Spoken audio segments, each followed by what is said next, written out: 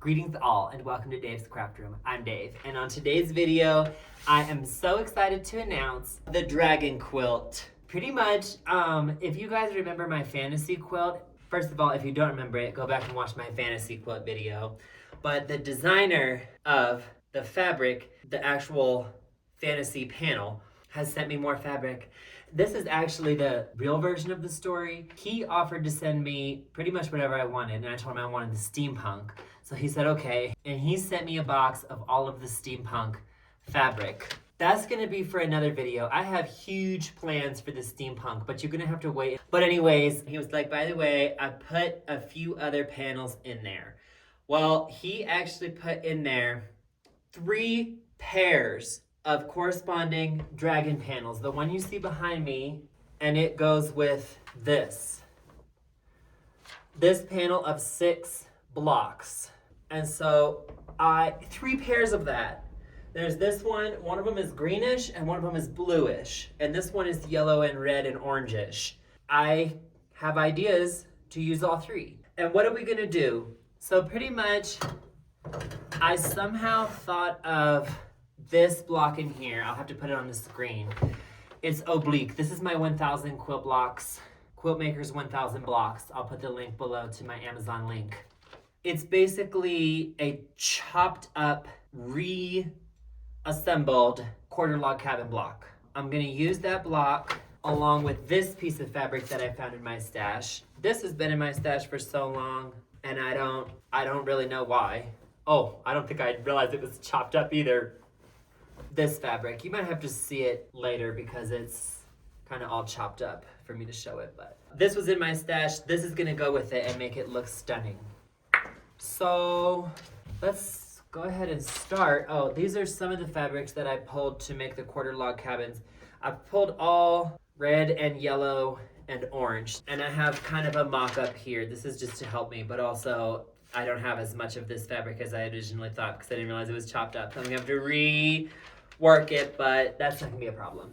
Let's iron this. You guys, the wind in Albuquerque today is blowing something so awful. This does happen in Albuquerque pretty often, actually. Oh, you can hear it. I also got a new desk chair, as you can see, hopefully. I found this at Office Depot, and it was from last year. I like it because it's a little bit ugly. Let's see what we can do with this strange shape.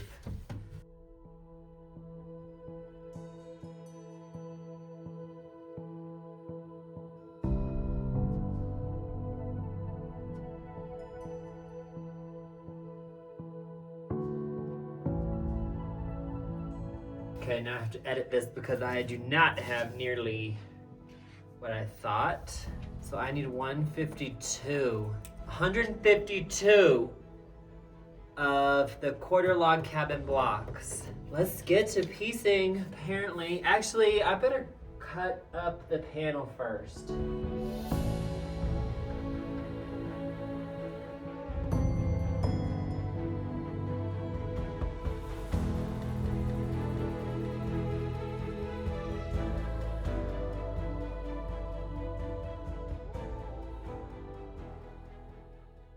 All right, guys, I kind of got a system down for how I want to do it. The first step was to cut out 154 of these, which I did. And then the thing is that whatever color I use for here, I just got to make sure that I cut equal numbers of this side and that one, because those are the only things that I care really about matching. That's sort of the only color coordination that there's going to be. We do need this shape to be the same color.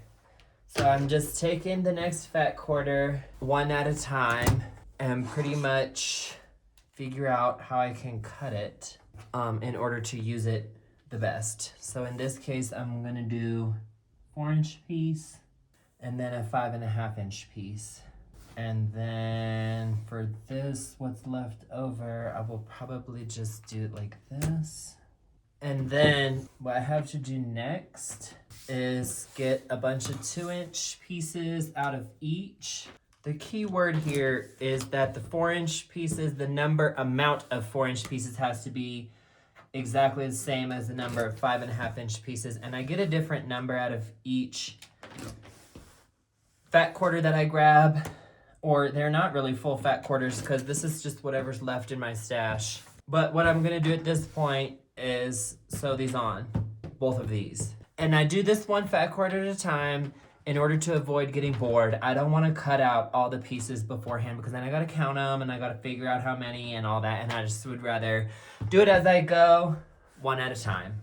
Okay, so that's pretty much the process. We do 3 layers of this. So I'll do 2 more, and then we cut them. We cut them wonky and oblique. And that's it. So I'll come back when I'm ready to cut them.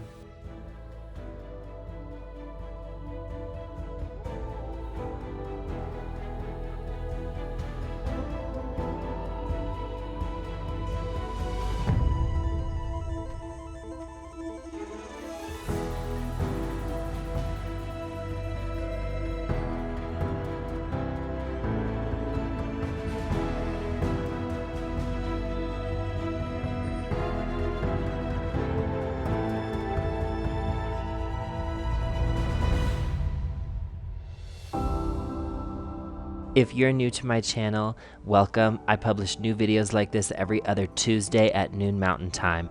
And please like and subscribe to my channel.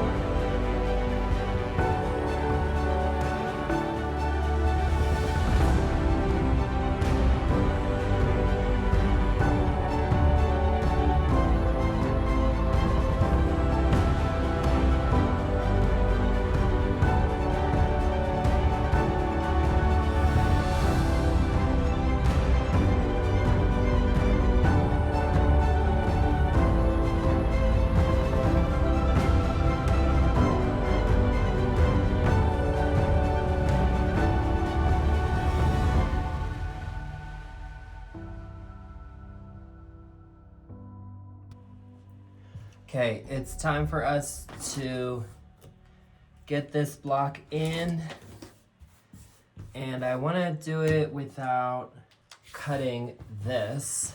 So let me see here. So I need that line to be there. Matter of fact, yeah, I can just use this ruler.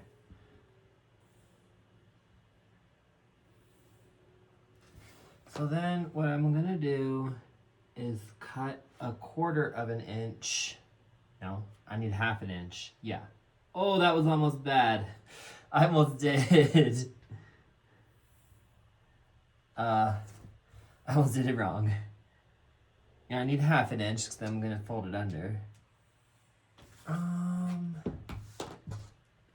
Actually, we're gonna do 1/4 of an inch as well as a reference mark, because that's where I'm gonna fold it. But I need to cut it here at 1/2 inch.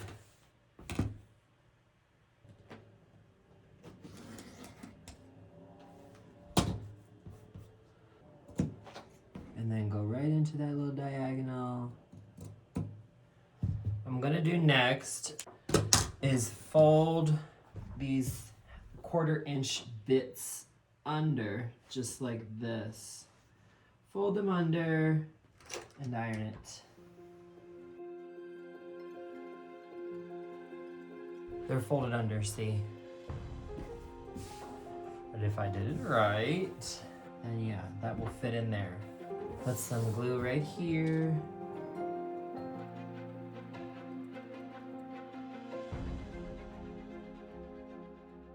Then I can peel this back and sew it right in there and then in there.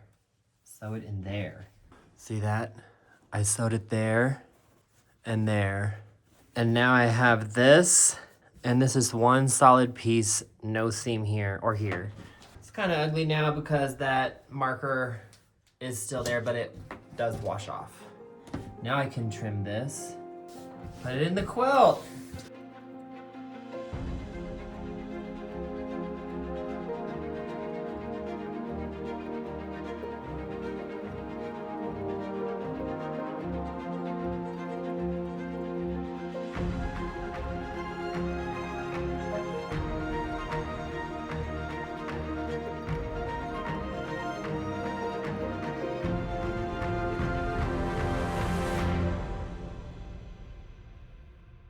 Alright, y'all, here's the top. And here's the backing. Let me sew this up into a backing, and then we'll quilt it. So let's get into it. Alright, y'all, I'm doing the quilting today, and we're doing a flames motif, or trying to anyways. But it's going pretty well. I got this variegated thread from Grace.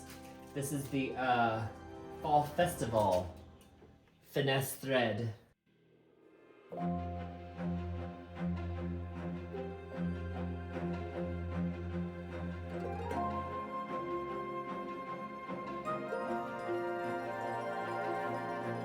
Alright, this is the final result. That's going to be all for today's video. Thank you for coming to Dave's Craft Room. Remember to like and subscribe to my channel, and please come again.